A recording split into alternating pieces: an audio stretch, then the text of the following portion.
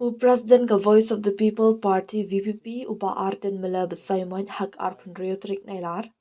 Ula Kyrshan yaka resolution jong sarkar. Kabala menjur da baro kit khat persha yaka jingti uranium hak jela. Henry ula bu jengkili halur ka ei ka banja yaka nie. Da kabakdo yaka ILP resolution jong snam artar kat kendai. Kabadang beteng ban sa teng bat ka sarkar peteng. Nga ai ka jinga ro ya sarkar ka ba kalawan ra ya ka ni kum ka resolution jo sarkar bat ngi Kyrshan ya ka da ki kintian ba shaiktar ong uba arden ula ong ba ula sngo tho shisha ye ki jingma jong u uranium tat hadien ba ula let jingo thaladi sha jadu guda ka jingo I ka penskem ya ka jingen la ya thu ya nga ba ka jadu guda kala kala long ka shnong ba klam brew ni ghost village ngala let shakti ka jaka daladi hi bat ngala yu I ki briu ki bamat e ki jing e jing jinja ki bathia pang ha ki jing thia de ki snam haring kat ki jing shitam ki bakta na ka jing ti uranium de hang ni hi bangala rai ban pen pa pa ma ya ka jing persha ya ka jing ti uranium ula ang uba arden ula maham baka sarkar pdeng kala ban pen bor ya ka Meghalaya halor u uranium ban pen urlong ya ka jing thmu jo ka Viksit Bharat ar chal sa pnyo ban penbyang ya kajingdon kam boarding ka banang kiu kam tam na kabentai ki AI data center da kabakdo ya ka Shanti Act arja apusan bat ka jingpen kala badang shen ya ka MMDR Act halor ka mineral bearing land ka sarkar India ka pau ba kalay khun bat banbor ya ki jalai ki badan uranium bat kala banya shakhamat what happening ki jingpyrshah jingi pait ba ula ong haba benram baka US bat ka China kila baiting ka buon ba ha ka AI bat ka boarding ka bakhoi bat ba ka India kamla bansa shadien As I stand here to make my submission on this resolution, I am also reminded about the resolution passed by this August House by the previous government, MDA1, in 2019, and that resolution is for the implementation of ILP in the state of Meghalaya. And I'm sure that no one is aware about the status of that resolution. And we have not seen that there will be any official communication from the government of India in response to that resolution. Therefore, sir, there are some questions that I would like to revolve my submission in this discussion. So, my question is, what will be the fate of this resolution? Because though we support wholeheartedly, we are with the government on this issue, and let me also bring to the notice of this August House. I was only convinced against, about the danger of uranium mining only after I made a private visit to Jaduguda. Before that, I don't have the courage to speak anything on this issue because I'm not an expert. So I feel that seeing is believing.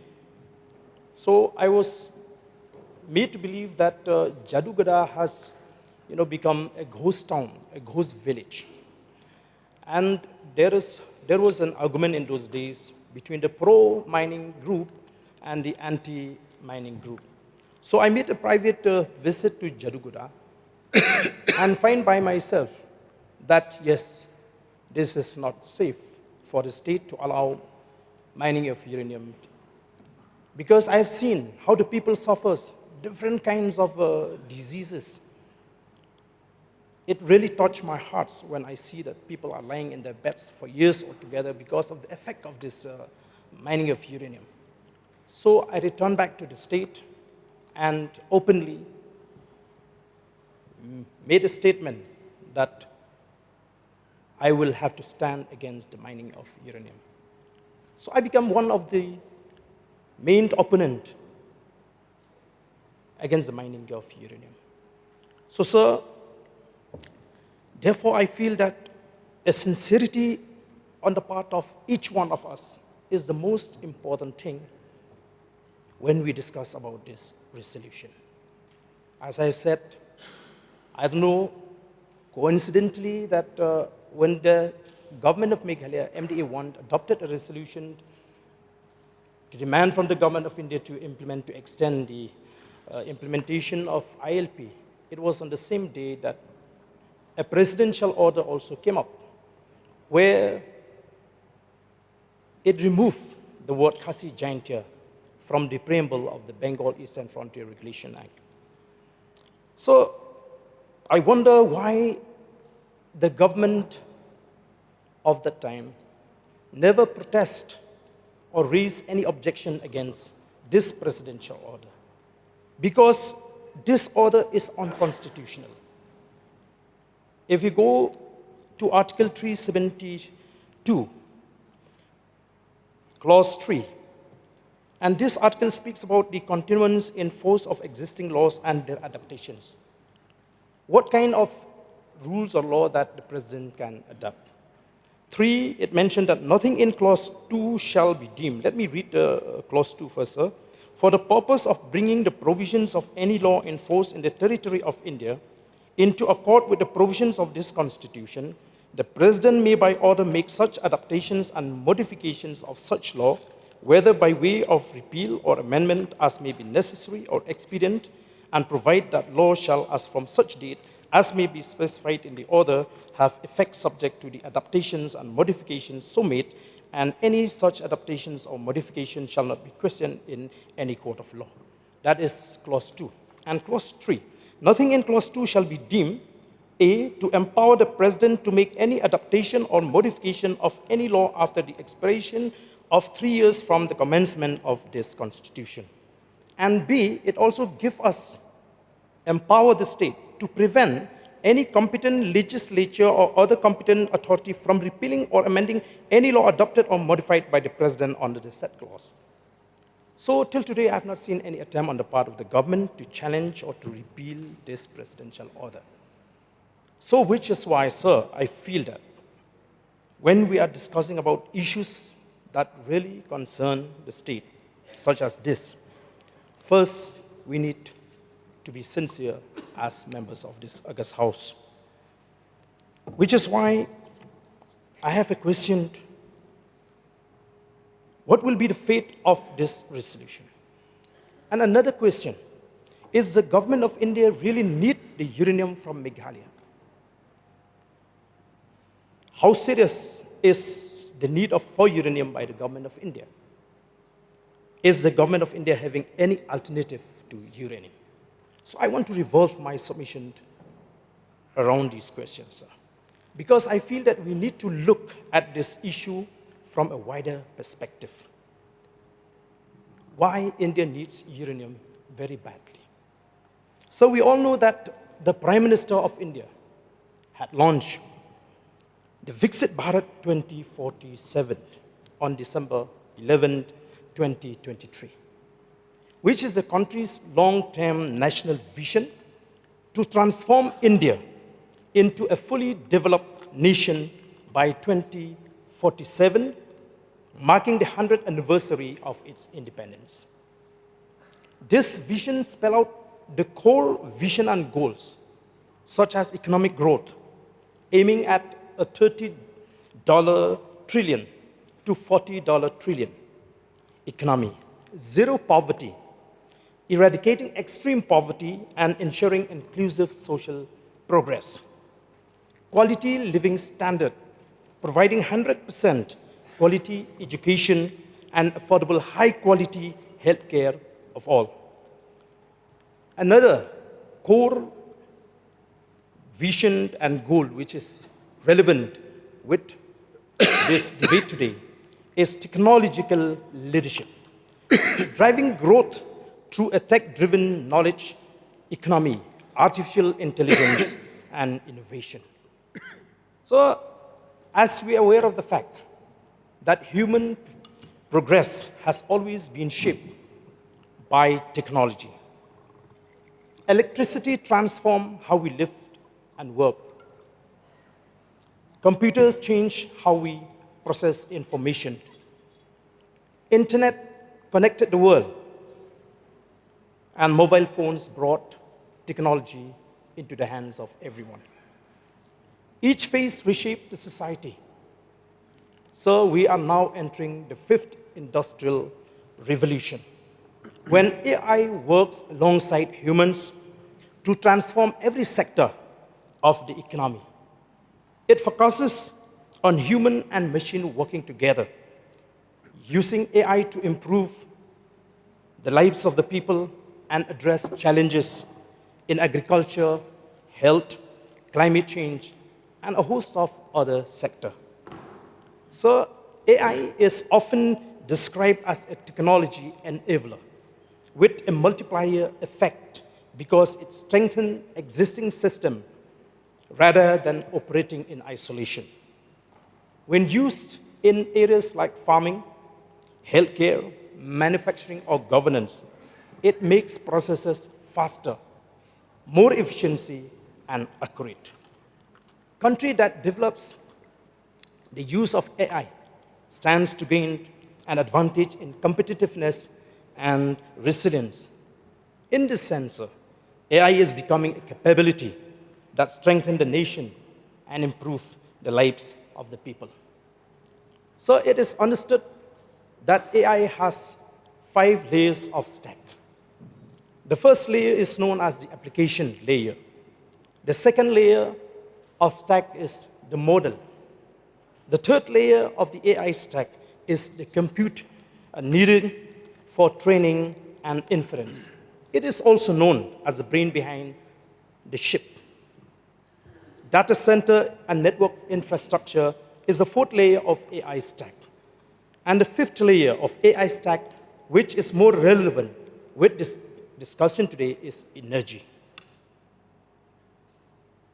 AI data centers is the energy intensive. As AI adoption grows, the need for more data centers and high capacity power will increase. The electricity demand for data centers is expected to increase significantly. This makes sustainable and reliable power solution critical. Solar and wind energy are central to India's clean energy transition. However, sir, they are intermittent and cannot by themselves meet the round-the-clock power needs of large AI systems and data centers. Nuclear energy therefore becomes an important energy source, providing clean, stable, continuous power for AI infrastructure. So, as India is aiming at becoming a global player in technology, it has to invest heavily on technology development. The United States and China are rapidly shaping the technology standards, global value chains, energy grid, and capital flows that will define the next era of global competition. If India does not keep up, it runs the risk of being fully dependent on foreign technology, equipment, and capital. So let me bring to the notice of this August House. In AI alone, the United States is committing $5 billion, which is equal to rupees 45 lakh crore annually across public and private channels to artificial intelligence, advanced computing infrastructure, data centers, clean power, and associated supply chain. China is investing $100 million, which is equal to 9 lakh crore or more annually in AI and adjacent frontier technology alongside sustained investment in clean energy. So India can reach the global competitiveness frontier without massively hiking investment in frontier technologies. And AI is one part of the picture. India must also invest in quantum computing, biosciences, space technologies, advanced materials, and both fusion and fission energy. So, sir, with the enactment of the Sustainable Harnessing and Advancement of Nuclear Energy for Transforming India, Shanti Act, on December 18, 25, India is sending a very clear message, a message loud and clear, that it is serious and determined to become a global leading player in technology. So, moreover, the recent amendment brought by the central government on the Mines and Minerals Development and Regulation Act 1957, where a new clause has been inserted in Section 3, which reads mineral bearing land. This has further indicated its seriousness. So, I want to read out the statement of objects and reasons of this amendment. Minerals constitute an important national resources which are of great geopolitical importance and are critical to infrastructure, including digital infrastructure, manufacturing, energy security, and the overall economic development of the country. Sustainable and uniform development of minerals across the country is an important pillar to subserve the public interest. Hence, in view of the larger public interest, the Union has taken under its control the regulation of mines and the development of minerals under Section 2 of the Mines and Minerals Development and Regulation Act 1957. And in page 4 of this bill, sir,